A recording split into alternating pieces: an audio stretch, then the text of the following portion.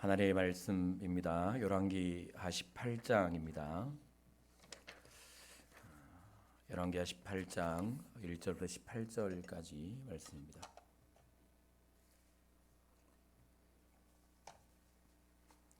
구약성경 593쪽입니다. 열왕기하 18장 1절부터 12절까지 말씀 교독합니다. 이스라엘 왕 엘라의 아들 호세아 제3년에 유다 왕 아하스의 아들 히스기야가 왕이 되니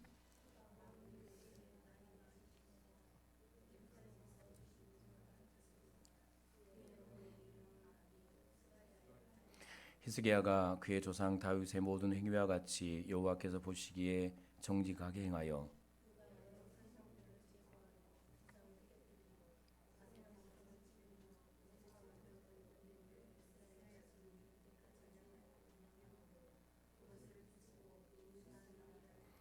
히스기야가 이스라엘 하나님 여호와를 의지하였는데 그의 전후 유다 여러 왕 중에 그런 자가 없었으니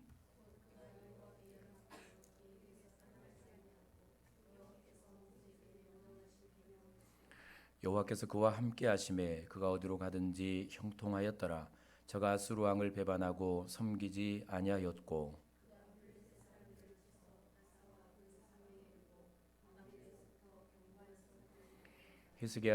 히스기야 왕 제4년 곧 이스라엘 왕 엘라의 아들 호세아 제7년에 아수르 왕 살마네셀이 사마리아로 올라와서 애워쌌더라.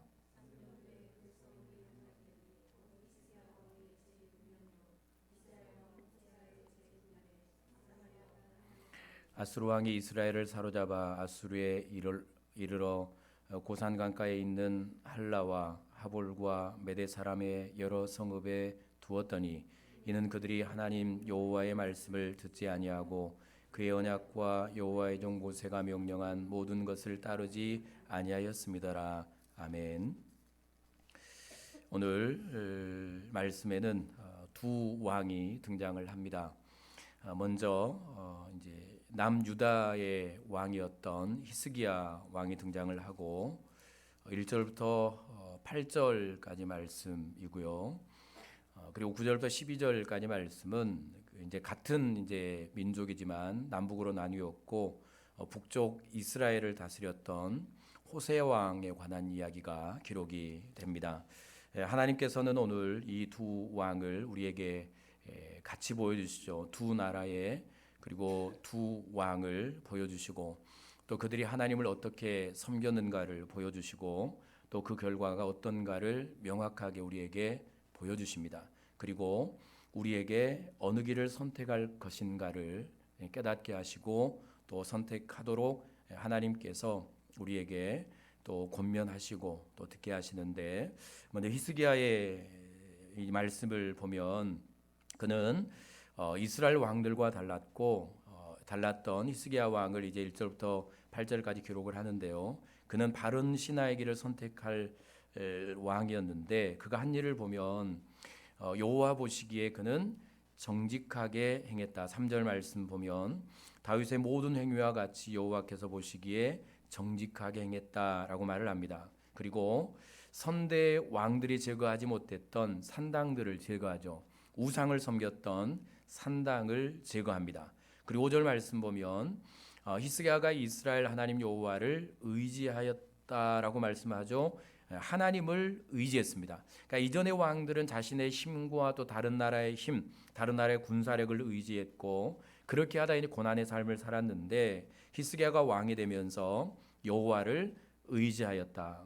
그래서 5절 말씀 중반에 보면 그의 전후 유다 여러 왕 중에 그러한 자가 없었다. 히스기야 왕 전후로 그만큼 하나님을 잘 섬겼고 그만큼 하나님 보시기에 정직하게 행했고 그만큼 우상을 철저하게 제거했고 그만큼 하나님을 의지했던 왕이 없었다라고 우리에게 들려주시는 것이고 그러면 그 결과가 어떤가 7절 8절 말씀을 볼까요? 7절 8절 말씀 보면 여호와께서 그와 함께 하심에 하나님께서 히스기야 왕과 동행해 주셨죠.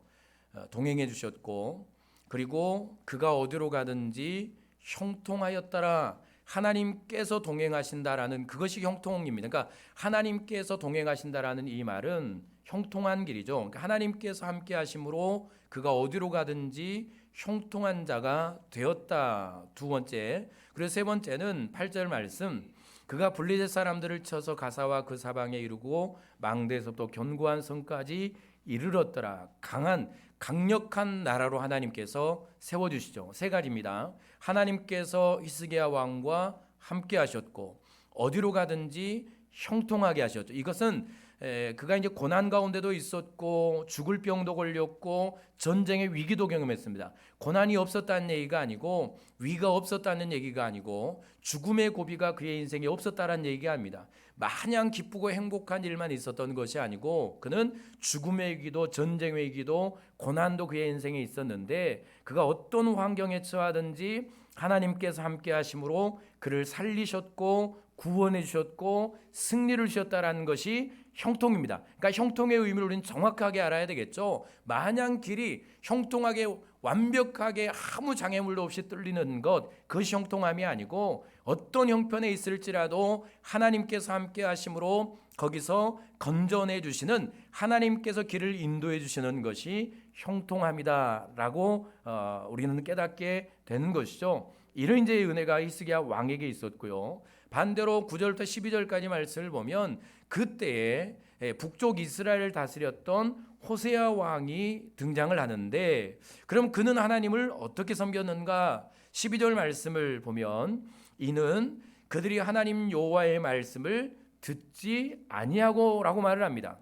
하나님의 말씀을 듣지 않았다. 그러면 전제되는 것은 하나님을 섬기지 않았다. 다른 말로 하면 우상을 섬겼다라는 말이겠죠. 우상을 섬기고 하나님을 섬기지 않으며 우상의 가르침을 따라 그들은 살았던 것이고 하나님의 말씀에 듣지 않았다.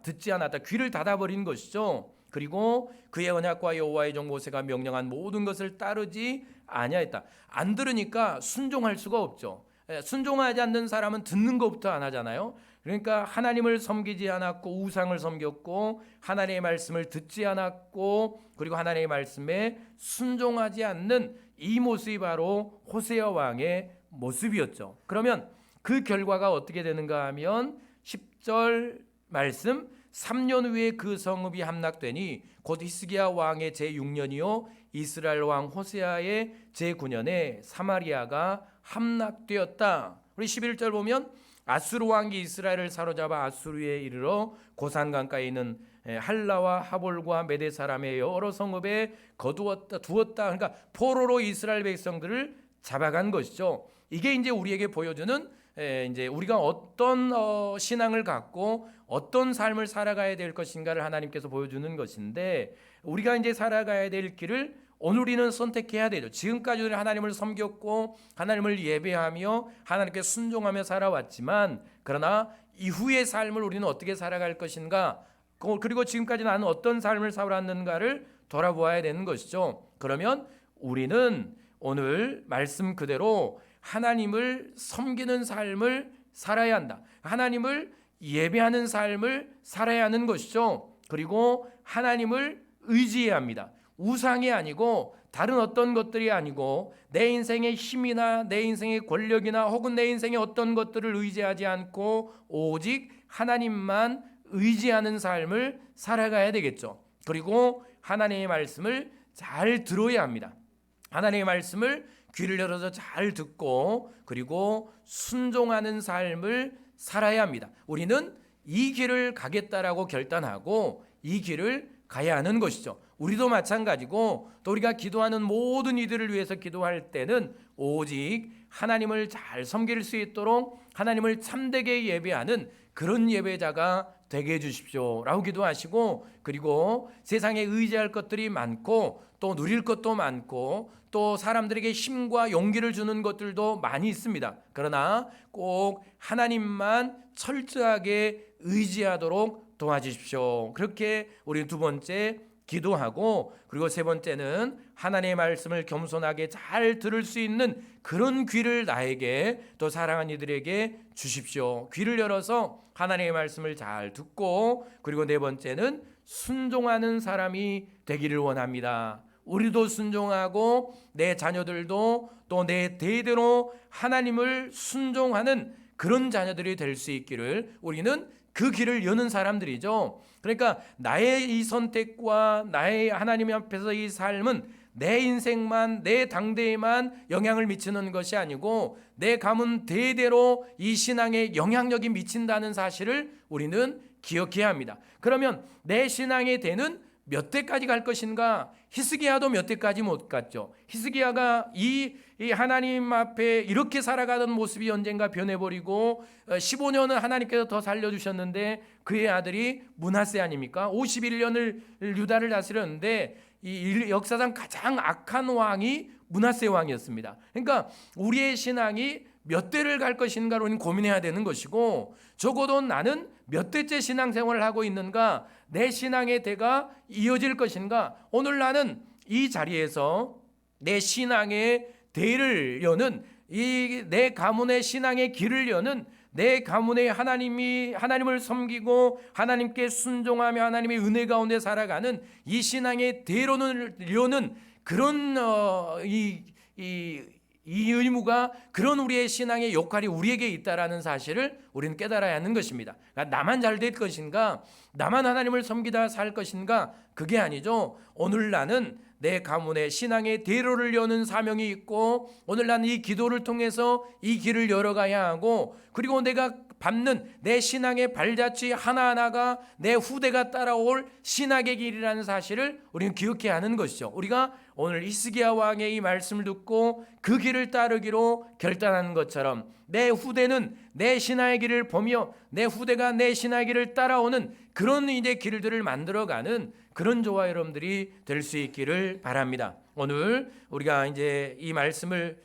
깨닫고 아까 말씀대로 네 가지를 기도할 텐데, 우리와 또 사랑하는 이들을 위해서 기도할 때 하나님을 잘 섬기고 하나님을 예배하는 그런 사람들이 될 수 있기를, 그리고 하나님을 철저하게 의지하며 살아갈 수 있도록 도와주십시오 라고 기도하시고, 그리고 세 번째는 하나님의 말씀을 겸손하게 잘 들을 수 있는 귀를 열어주십시오. 그리고 하나님의 말씀에 순종하며 가도록 도와주십시오. 그런 결단이 있고 순종하며 가면 그 길이 하나님께서 함께 하시는 길이고, 그 길이 형통한 길이고, 그 길이 내 인생이 강하게 견고하게 세워지는 길이고, 그것이 내 가문이 신앙 위에 믿음 위에 든든하게 세워지는 길이라는 사실을 꼭 기억하고 흔들림 없이 이 길을 걸어가는 그런 저와 여러분들이 되었으면 좋겠습니다. 흔들릴 일이 많고 또 시험에 들 일도 많고 시련거리도 많고 신앙의 위기도 우리의 인생에는 많이 있습니다. 그러나 우리는 끝까지 이 하나님을 섬기는 길을 잘 걸어서 나도 하나님과 동행하는 삶을, 그리고 내 모든 후대도 나와 함께하는 사람도 하나님과 동행하는 삶을 살아가는 그런 은혜가 있을 수 있기를 바랍니다. 기도하겠습니다. 사랑의 하나님, 감사합니다.